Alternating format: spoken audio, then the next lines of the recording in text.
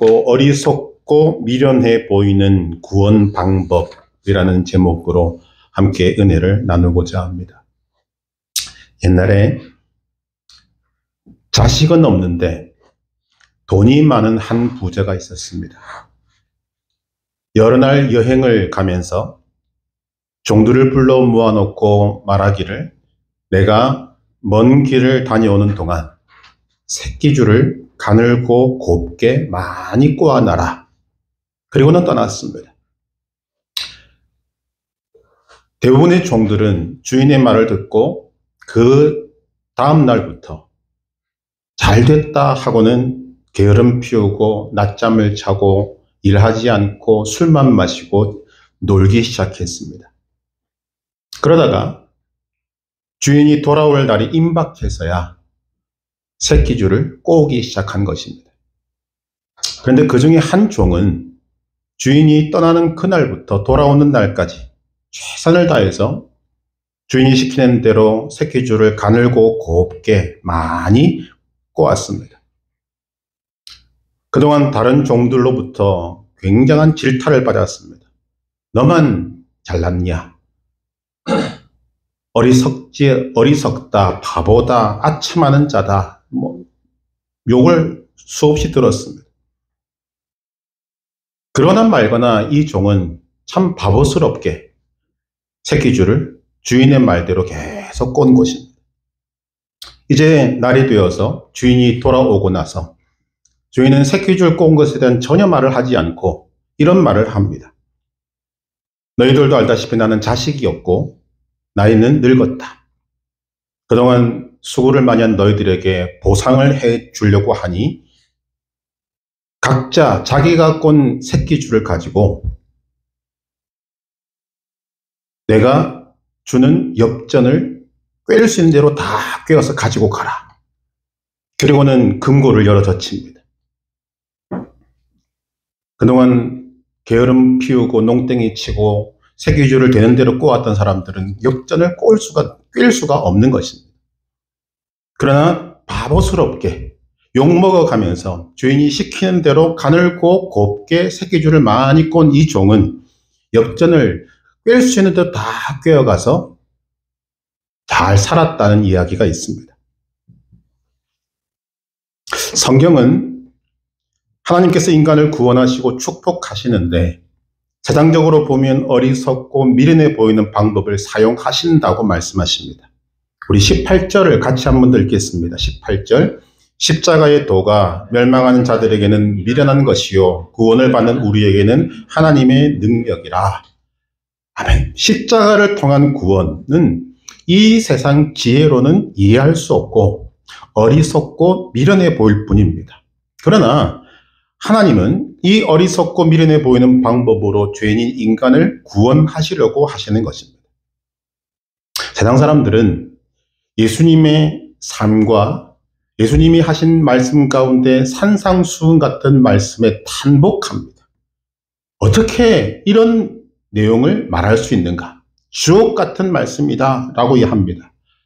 하지만 십자가의 보혈의 공로, 그 십자가를 믿기만 하면 구원을 받는다고 하는 이 복음, 이 십자가의 도에는 고개를 갸우뚱합니다. 산상수훈 같은 예수님의 말씀은 잘 접수가 되는데 십자가를 통한 구원은 믿지 않으려고 하는 것입니다. 왜 그런가? 십자가를 통한 구원이 어리석게 보이고 미련하게 보이기 때문입니다. 아니, 어떻게 구원이라는 것이 예수를 믿기만 하면 받는다고 하는가? 구원이라는 것이 천국에서 영원히 사는 것이라고 하지 않는가? 그 어마어마한 것을 받는데 나는 아무것도 안 해도 되고 믿기만 하라, 말이 되는가? 이렇게 생각하는 것입니다.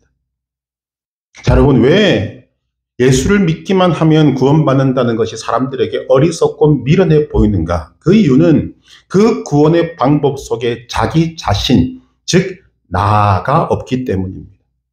내 생각에는, 자기 생각에는 그렇게 해서 구원을 얻을 수 있겠는가 하는 것입니다. 자기 생각에는 어떤 생각이 드는가 하면 무언가 구원을 얻기 위해서는 돌을 닦아야 될 것 같고, 선을 많이 행해야 될 것 같고 남들보다 탁월한 무언가를 해야만 구원을 얻을 것 같지 아무것도 하지 않고 믿기만 하라.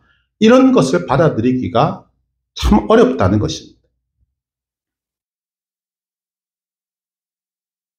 인간의 머리로, 인간의 지혜로 구원을 받을 수 있고 인간의 머리로 구원의 방법을 찾을 수 있다라는 이 생각을 가지고 있는 것입니다. 이 생각을 버릴 수가 없는 것입니다. 하다못해 할 수 있는 것이 그렇게 크지 않는다 하더라도 하나님의 이 구원 방법에 자기 숟가락이라도 하나 얹을 수 있어야만 인간 마음에는 흡족하게 되는 것입니다. 이러한 나를 집어넣고자 하는 이 마음이 대표적으로 드러나는 것이 중세에 있었던 면죄부 판매였습니다. 면죄부는 연옥교리와 연결되어 있습니다. 사람이 죽으면 즉시 천국과 지옥으로 나누어 가는 것이 아니라 일단 연옥이라는 곳에 다 모인다는 것입니다. 그때 살아있는 누군가가 그 사람을 생각하고 그 사람의 이름으로 헌금을 하는데 헌금함에 동전이 떨어져서 땡그랑 소리가 나면 연옥에 있던 그 영혼이 천국으로 향한다. 이게 연옥교리고 이로 인해서 면죄부를 판매하게 되었던 것입니다. 그럴듯하지 않습니까? 일단 죽은 사람은 아무것도 할 수 없지만 그 죽은 사람의 가족이든 친척이든 가까운 사람이든 사랑하는 사람이든 누군가가 그를 죽은 사람을 위해서 헌금을 하면 그 헌금함에 떨어지는 땡그랑 소리가 나면 즉시로 천국으로 간다. 그럴듯합니다. 이 면죄부를 얼마나 많이 팔았는지 모릅니다. 그 면죄부를 팔아서 번 어마어마한 돈을 가지고 우리가 지금 볼 수 있는 베드로 성당을 지은 것입니다.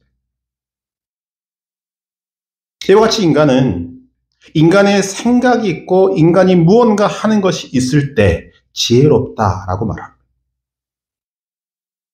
그런데 인간이 할 수 있는 것은 아무것도 없고 그냥 십자가를 믿으라, 십자가를 통한 구원을 믿으라고 하니 어리석게 보이고 미련해 보이는 것입니다.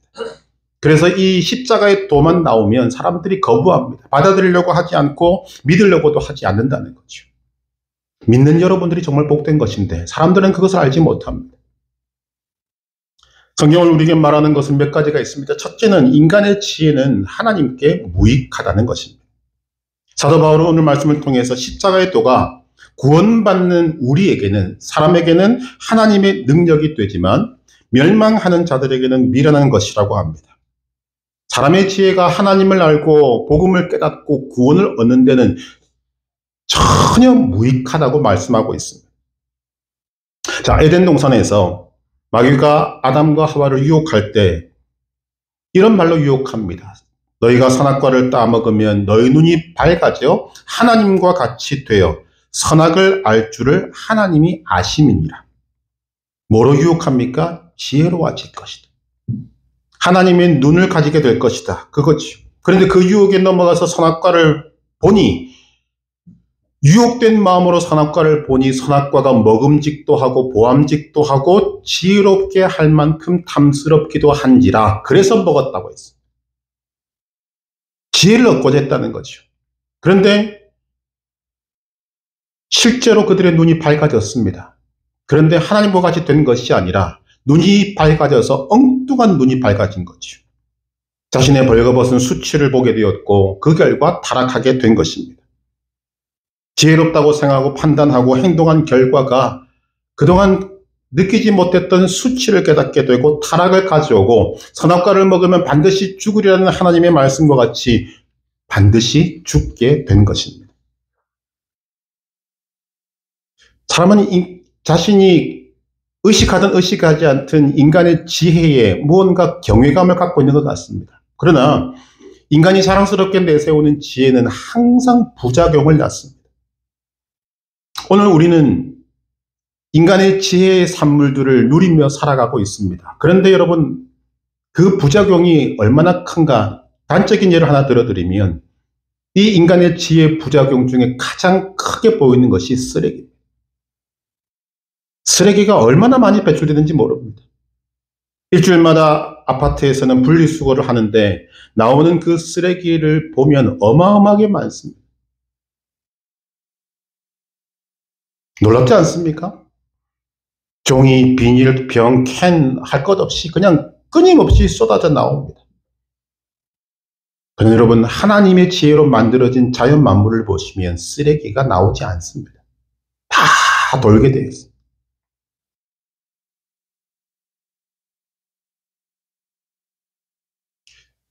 인간의 지혜의 산물이라고 주장했던 대표적인 것이 공산주의였습니다.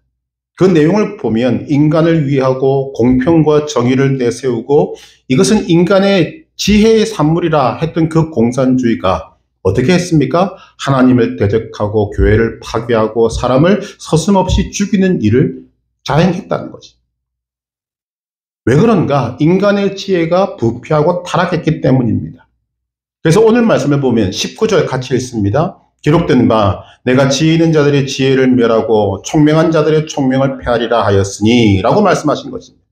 무엇보다도 인간의 지혜로는 하나님을 알지 못합니다. 당연히 구원의 길도 모르고 구원의 방법도 찾아낼 수 없는 것입니다. 그래서 20절, 21절을 이렇게 말하는 거죠. 같이 읽습니다. 지혜 있는 자가 어디 있느냐? 선비가 어디 있느냐? 이 세대의 변론가가 어디 있느냐? 하나님께서 이 세상의 지혜를 미련하게 하신 것이 아니냐? 하나님의 지혜에 있어서는 이 세상이 자기 지혜로 하나님을 알지 못하므로 하나님께서 전도에 미련한 것으로 믿는 자를 구원하시기를 기뻐하셨도다. 이렇게 말씀하십니다. 인간의 지혜는 하나님께 전혀 무익한 것입니다. 그러면 하나님은 인간을 어떻게 하시는가? 어리석고 미련해 보이는 방법으로 인간을 구원하십니다. 말씀이 우리에게 전한 바가 무엇인가 하면 하나님께서는 무익한 인간의 지혜를 멸하고 총명을 폐하신다 했습니다. 그리고 인간이 보기에 어리석고 미련한 방법으로 인간을 구원하시려고 한 것입니다. 그것이 십자가입니다. 그래서 바울은 선포하는 것입니다. 십자가의 도가 멸망하는 자들에게는 미련한 것이요 구원을 받는 우리에게는 하나님의 능력이라. 21절에는 전도에 미련한 것으로 믿는 자들을 구원하시기를 기뻐하셨도다. 인간이 보기 어리석고 미련해 보이는 방법, 하나님은 이런 방법으로 인간을 구원하시고 인간에게 복 주시고 은혜를 베푸시고 하시기를 정말 기뻐하십니다. 여러분, 인간의 지혜를 앞세웠던 사람은 우리들만이 아닙니다. 열왕기하 5장에 보면 아람 왕의 군대 장관인 나아만이라는 사람이 나옵니다. 그는 주인의 집에서 크고 존귀한 자다 그랬어요. 그러니까 가질 것 다 가졌다는 거죠. 똑똑하고 용맹하고 전쟁 잘하고 그래서 나라의 2인자가 된 사람입니다. 그런데 그는 나병 환자였습니다. 여러분 얼마나 고통스러웠겠습니까? 그러나 그는 자기 집의 여종을 통해 하나님의 사람 엘리사에 대한 소문을 듣고 소망을 품고 엘리사를 만나러 옵니다. 엘리사는 나아만을 만나지도 않고 사자를 보내서 요단강에 7번 몸을 씻으라 이 말만 전합니다. 이 소리를 들은 나아만의 반응이 이렇습니다. 열왕기하 5장 11절 이하에 보니까 나아만이 노하여 물러가며 이르되 내 생각에는 그가 내게로 나와 서서 그의 하나님 여호와의 이름을 부르고 그의 손을 그 부위 위에 흔들어 나병을 고칠까 하였도다. 다메섹강 아바나와 바르발은 이스라엘 모든 강물보다 낫지 아니하냐. 내가 거기서 몸을 씻으면 깨끗하게 되지 아니하랴 하고 몸을 돌려 분노하며 떠나니. 자, 거기에 등장하는 것이 내가 내 생각에는 내 지혜로는 그 말. 나아만의 지혜를 총동원해서 생각해낸 방법이 무엇입니까? 엘리사가 자기 앞에 나와 서서 하나님의 이름을 부르고 손을 몸 위에 두고 흔들어서 요즘 말로 하면 그냥 안수해달라 그 말이죠. 그렇게 해주지는 못할 망정 요단강에 가서 7번 몸을 씻으라? 요단강에서 7번 몸을 씻는 것보다 다메섹강에서 씻는 것이 더 낫지 않느냐? 그게 모두가 다 어디서 나온 것입니까? 내 생각에는. 나만 생각에는 그것입니다. 자, 그렇다면 왜 지금까지 자신의 나병을 못 고쳤습니까? 그렇게 똑똑하고 지혜로운 사람이라면 어떤 방법으로든 자신의 병을 고쳤어야 하지 않습니까?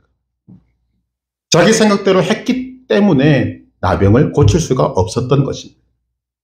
즉 내 생각에는 이런데 지금 엘리사가 전해준 방법은 너무 어리석고 미련해 보이는 거죠. 그런데 그 어리석고 미련하게 보이는 엘리사의 말에 순종해서 요단강에 7번 몸을 씻으니 낫더라는 것입니다. 이렇게 억지로라도 낫게 된 이 나아만에 하나님이 어떤 은혜를 베푸셨습니까? 분노했던 나아만이 신하들의 간곡한 요청에 마지못해 요단강에 7번 몸을 담급니다. 그랬더니 이런 말씀입니다. 열왕기하 5장 14절. 그의 살이 어린 아이의 살같이 회복되어 깨끗하게 되었더라. 나은 것이 중요한 것이 아닙니다. 나은 것에다 어린 아이 피부같이 되었습니다.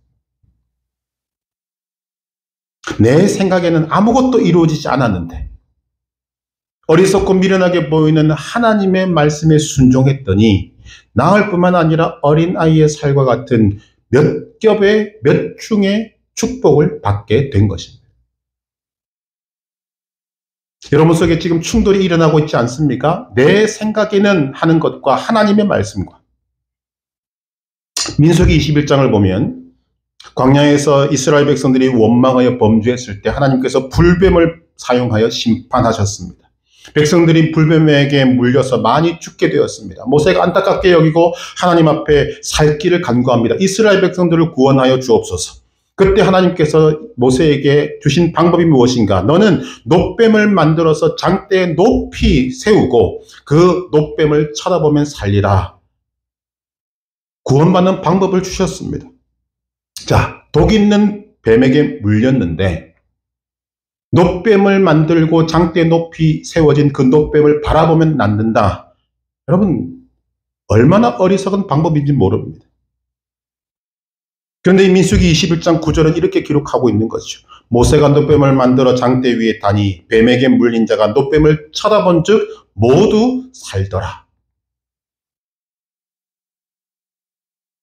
우리는 생각해 볼 수 있습니다. 그때 똑똑하다고 생각하는 사람, 지혜 있다고 생각하는 사람들은 시키는 대로 안 했을 것입니다.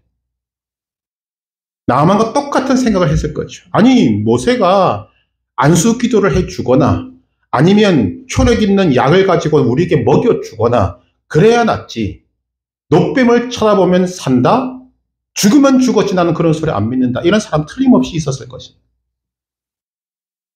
분명히 하나님은 구원의 방법을 말씀하셨는데 어리석게 보이고 미련해 보이니까 순종이 안 되는 거죠. 믿을 수가 없는 거죠. 그래서 쳐다보면 사는데 안 쳐다보니까 죽는 것입니다. 왜 이 놋뱀 사건이 중요한가? 예수님께서 이 어리석고 미련해 보이는 놋뱀 사건을 자신에게 적용시키십니다. 요한복음 3장 14절 15절 보니까 모세가 광야에서 뱀을 든 것 같이 인자도 들려야 하리니 이는 그를 믿는 자마다 영생을 얻게 하려 하심이니라. 인자도 들려야 하리니 십자가에 달리시는 것을 말씀하는 거죠. 얼마나 어리석은 방법입니까? 지금 그것을 말하는 것입니다. 모세가 뱀을 든 것 같이 인자도 들려야 하리니 모세 때나 예수님 때나 십자가를 바라보면 산다, 십자가를 믿으면 산다는 것은 인간에게 어리석고 미련해 보이는 방법입니다. 그러나 하나님은 이 미련하고 어리석게 보이는 방법을 통해서 인간을 구원하시려고 한다는 거죠.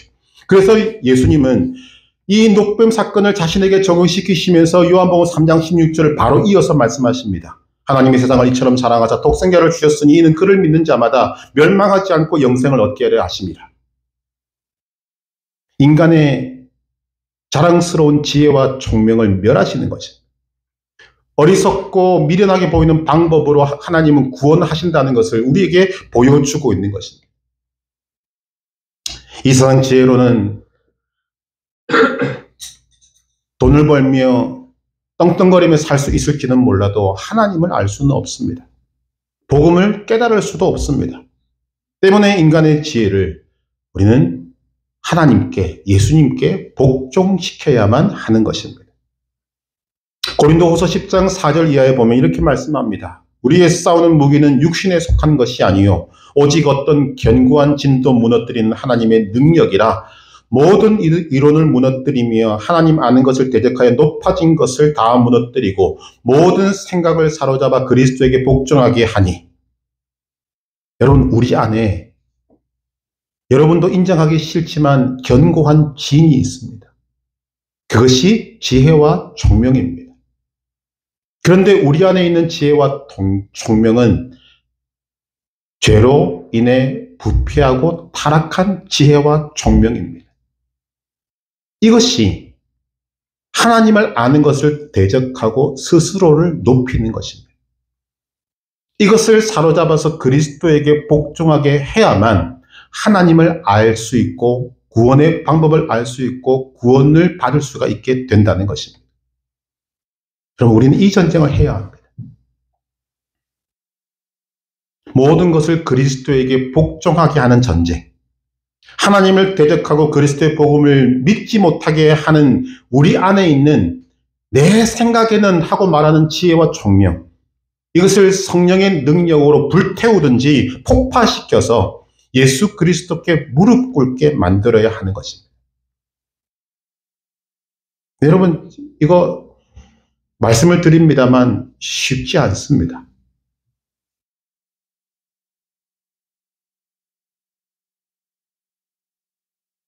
왜냐하면 항상 충돌하기 때문입니다.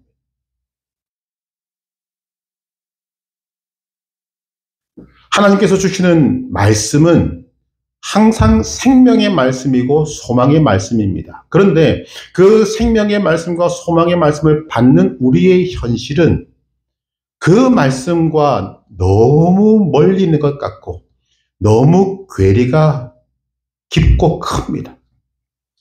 우리는 생명의 말씀을 받기보다 현실을 받는 것이 더 익숙하고 더 수월합니다. 그게 인간의 지혜거든요. 그때 하나님은 우리에게 믿음을 사용해서 그 인간의 생각, 그 지혜, 현실, 이것을 하나님의 말씀에 복종시키라고 하십니다. 여러분, 이 작업 쉽지 않습니다. 제가 병원에서 하나님의 말씀이 주어졌을 때 항상 소망의 말씀이었습니다.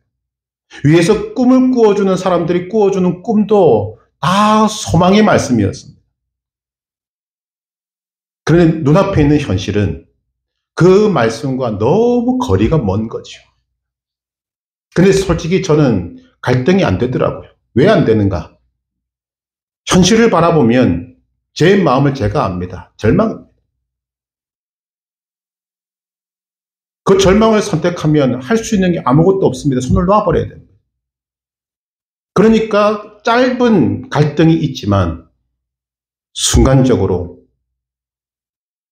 붙잡아야 될 것은 하나님 말씀밖에 없다는 것을 바로 알게 됩니다.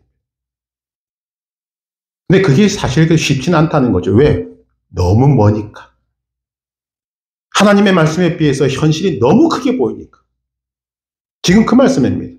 이 현실을 바라보게 하는 것이 놀랍게도 내 안에 있는 지혜입니다. 내 생각에는, 내 머리로는, 내 상식으로는 이것을 하나님은 우리에게 그리스도께 복종시켜야 한다. 그것이 네 안에 있는 견고한 진이다. 우리는 하나님이 하시는 일들을 지금 알 수 있는 사람이 없습니다. 하나님의 생각은 우리보다 높고 하나님의 지혜는 우리보다 훨씬 큽니다. 그래서 25절은 뭐라고 이야기합니까? 하나님의 어리석음이 사람보다 지혜롭고 하나님의 약하심이 사람보다 강하니라. 저는 이 비교급조차도 말이 안 된다고 생각합니다. 왜? 비교가 안 되기 때문에. 인간의 머리로, 인간의 지혜로, 인간의 총명으로 하나님의 생각을 우리가 알 수 있는 방법이 없습니다. 그러니까 믿을 수밖에 없는 거죠. 이사야 2장 17절에 보면 그날에 자구한 자는 굴복되며 교만한 자는 낮아지고 여호와께서 홀로 높임을 받으실 것이요. 예수님이 재림하신 날에는 이렇게 내 생각에는 내세웠던 자고한 자, 스스로 높인 자는 예수님 앞에 굴복되고 교만한 자는 낮아지고 오직 하나님만 홀로 높임을 받으시게 되는 것입니다. 오직 홀로 예수님만 높임을 받게 되는 것입니다. 그 일을 하나님은 오늘 우리에게 하라고 하십니다. 너희 현실에서 하라고 하시는 것입니다. 여러분, 십자가만 미련하고 어리석게 보이는 것이 아닙니다. 성육신도 마찬가지입니다. 우리는 오늘 성탄절에 함께 모여서 하나님의 아들 예수님이 이 땅에 오신 육신을 입고 오신 것을 지금 기념하고 축하하고 있습니다. 한번 생각해 보십시다. 예수님이 육신을 입고 이 땅에 오셨습니다. 이것을 일반적으로 말하면 신이 인간이 된 것입니다. 신이 왜 인간이 되는가? 국어 사전을 찾아보니까 신은 이렇게 정의를 내립니다. 종교의 대상으로 초인간적, 초자연적 위력을 가지고 인간에게 화복을 내린다고 믿어지는 존재. 자, 이런 존재가 왜 인간이 됩니까? 신이라는 말 속에 이미 인간은 하찮은 존재고 신은 인간과 비교할 수 없는 초인간적, 초자연적 존재인데 그 하찮은 인간이 왜 되고자 하는가 하는 문제죠. 그러니까 결국 무슨 말인가 하면 신이 인간이 된다는 것은 인간의 머리로 이해가 안 되고 받아들일 수 없는 일이다 그 말입니다. 게다가 예수님이 인간이 된 목적이 인간이 되어서 인간의 세상을 좀 경험해보고 인간과 함께 좀 놀고 여흥을 즐기기 위해서 인간이 되셨습니까? 아닙니다. 고난당하기 위해서 인간이 되셨고 죽기 위해서 인간이 되셨습니다. 여러분 이게 인간의 머리로 이해가 됩니까? 안 되지 않습니다. 아니 이해할 수 없는 정도가 아니라 정말 어리석고 미련해 보이는 일입니다. 그러나 하나님께서는 이 어리석고 미련하게 보이는 방법으로 인간을 구원하시기로 작정하셨고 그것을 기뻐하셨다고 하셨습니다.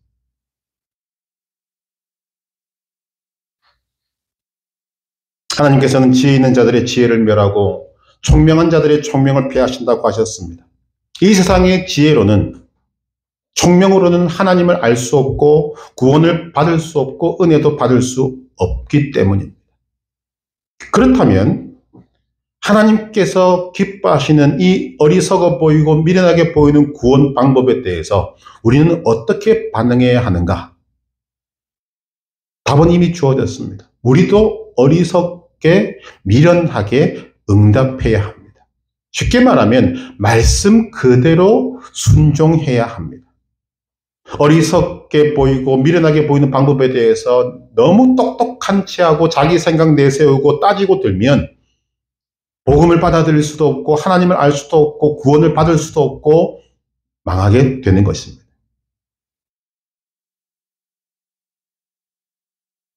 결국 무슨 말인가 하면 최후까지 우리를 하나님의 은혜로부터 멀어지게 만드는 것은 놀랍게도 나 자신입니다. 타락한 인간의 지혜와 총명은 하나님을 알고 구원받고 은혜 받는 데 걸림돌이 되지 그것이 하나님께로 가는 길을 만들어주지 않습니다.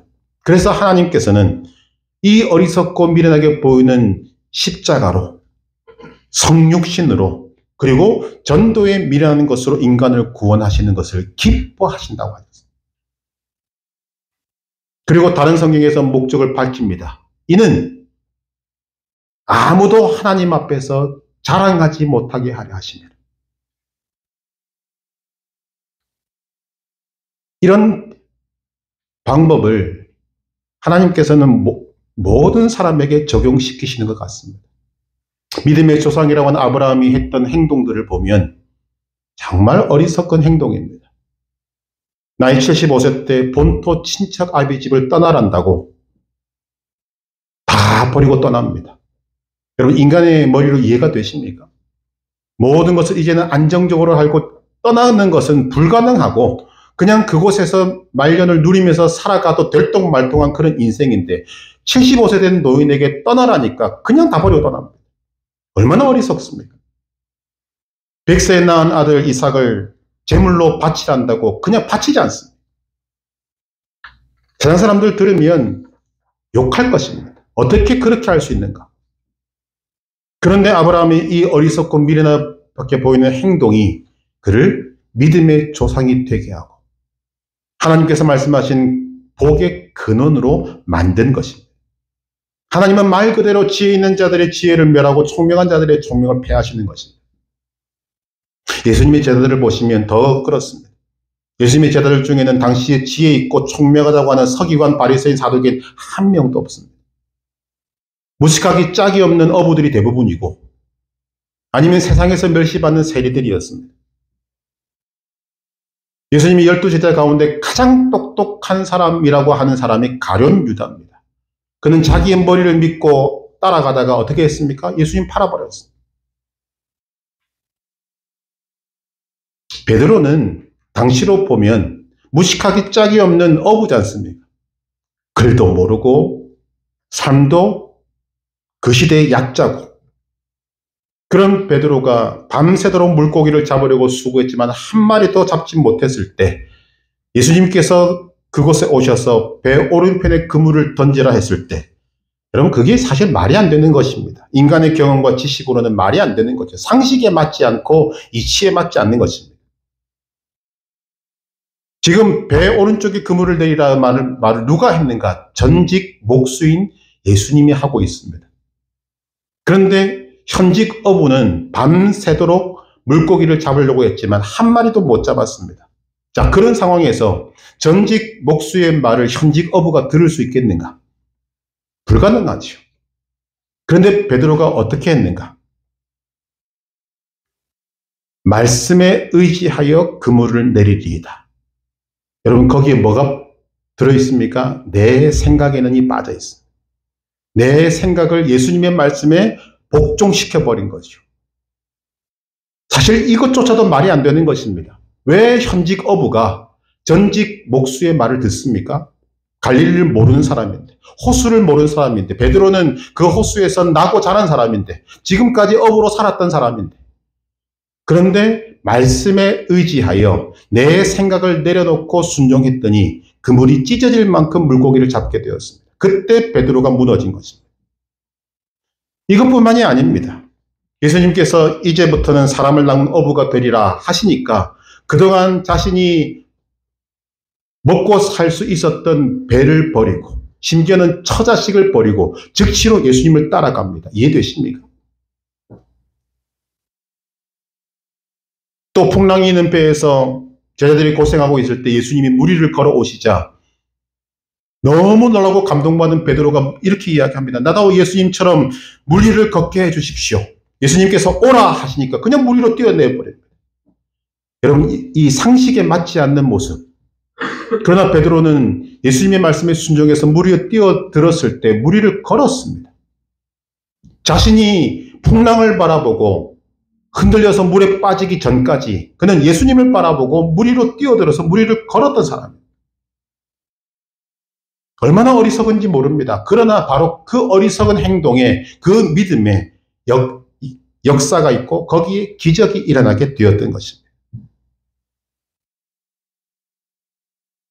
하나님께서 사람에게 복을 주시기 전에 반드시 순종할 거리를 주시는 것은 법칙입니다.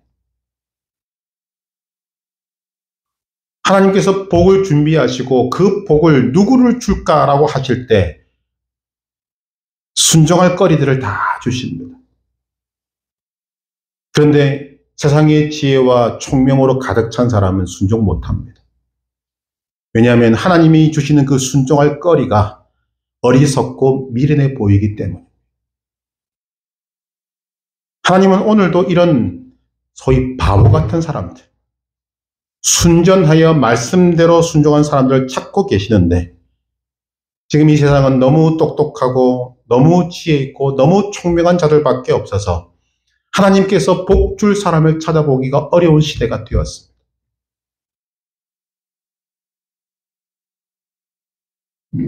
그래서 예수님이 이런 말씀을 하시는 것입니다. 마태복음 18장 3절 진실로 너희에게 이르노니 너희가 돌이켜 어린 아이들과 같이 되지 아니하면 결단코 천국에 들어가지 못하리라.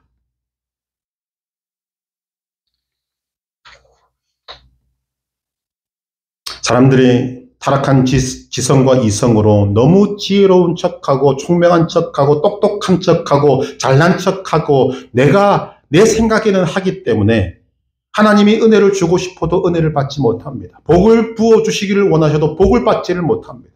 신령한 세계에 끌고 들어가고 싶어도 신령한 세계를 자기 스스로 막아버립니다.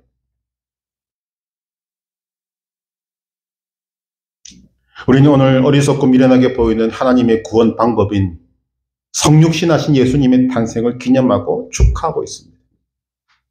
어리석고 미련하게 보이는 십자가의 도를 믿고 구원을 받고 하나님의 자녀가 되었습니다. 하나님은 인간의 지혜를 멸하고 총명을 배하십니다. 그리고 인간이 보기에 어리석고 미련한 방법으로 인간을 구원하시기를 기뻐하시고 복 주기를 기뻐하시고 은혜 주시기를 기뻐하시고 어마어마한 복을 주시기를 기뻐하십니다. 그리고 그렇게 행하십니다. 누가 이 은혜를 받고 누가 이 복을 받을 수 있겠는가?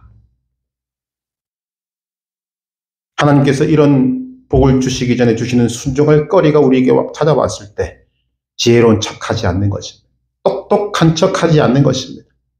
총명한 척하지 않는 것입니다.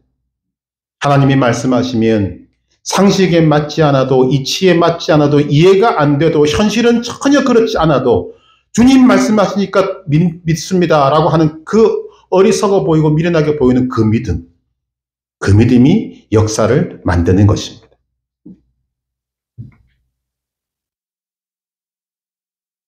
우리에게 이런 믿음이 있기를 간절히 소망합니다.